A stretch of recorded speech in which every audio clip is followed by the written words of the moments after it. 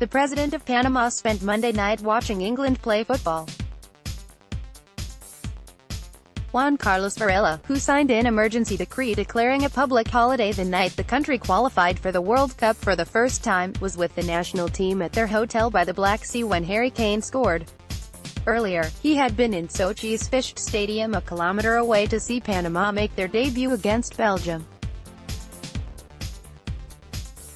And despite a 3-0 defeat, Varela, hopping from foot to foot, kicking an imaginary ball as he relives a historic evening, says he is proud of his players.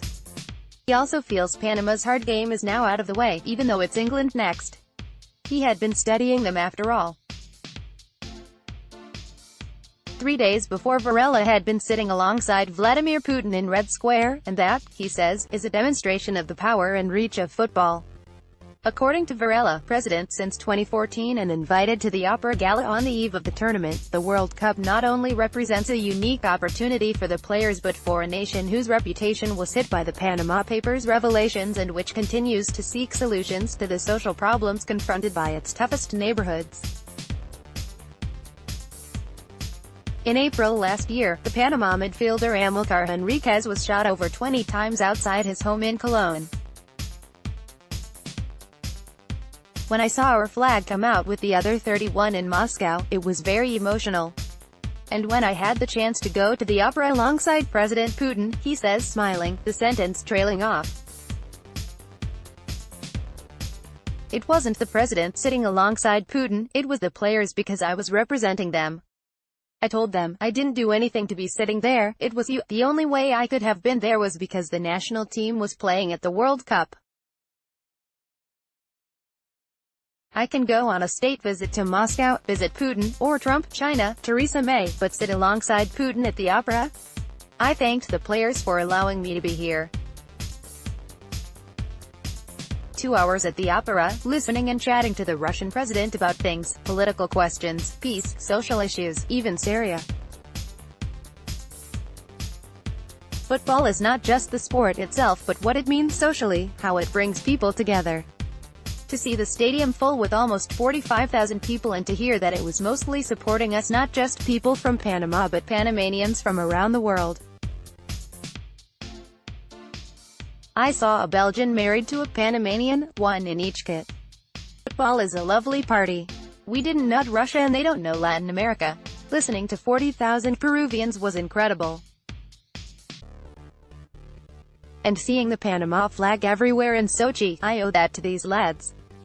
It's been very important for the team to qualify, especially when you see the cost of the teams. We're talking about teams with players whose values are $700 million, which speaks for the effort of these lads. Above all, it sends a message to young people in the barrios, marginal neighborhoods, those at social risk, and shows them you can overcome obstacles, you can be someone in life by taking the right path. This is not just an on-field victory but a victory in the barrios.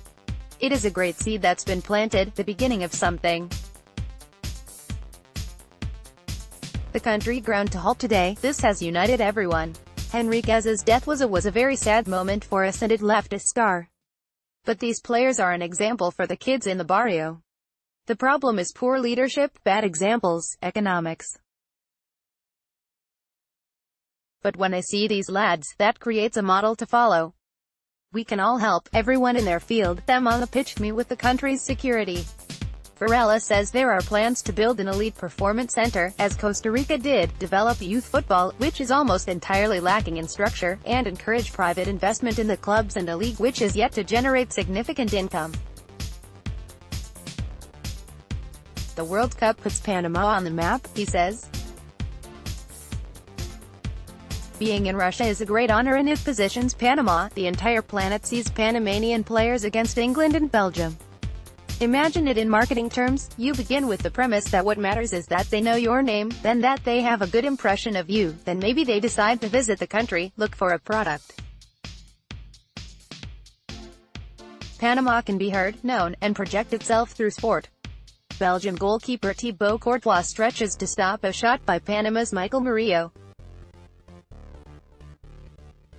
Photograph, Odd Anderson, AFP, Getty Images. Is that particularly important after the Panama Papers?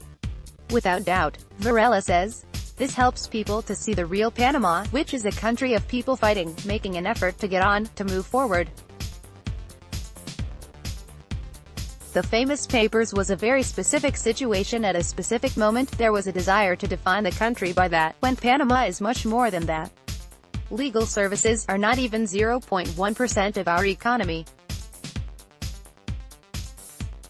Panama has the canal, it has ports, the most important air hub in Latin America, one of the most important financial centers in the world. This World Cup also gives us the opportunity to show people that Panama. Above all, it gives Panama a chance to show its footballers. In the first half, we saw a team that played football against the third strongest side in the world, a team that's one of the favorites to win the competition. Varela says. It's not just playing your first game, it's competing with dignity as we did. There were even chances to have scored. Before the game, I said to them, when these 3 games end, or further along, as we don't know what will happen, you must feel like they've done everything they wanted to. That's what matters. I saw an organized, structured team that, despite the scoreline, never collapsed. We showed we can play football. Afterwards, I congratulated them. So it was 3-0. Yes, but I felt very happy.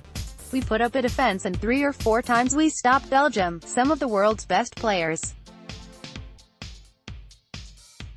We had the chance for 1-1, a great chance for Michael Amir Murillo. They stopped him, incredibly. The first goal was unstoppable. The second and third we could have done more. When you drop concentration a moment, a team like Belgium can score. The tiniest thing, goal. I told them this is an opportunity for them too. Maybe some of the best clubs see them and come for them.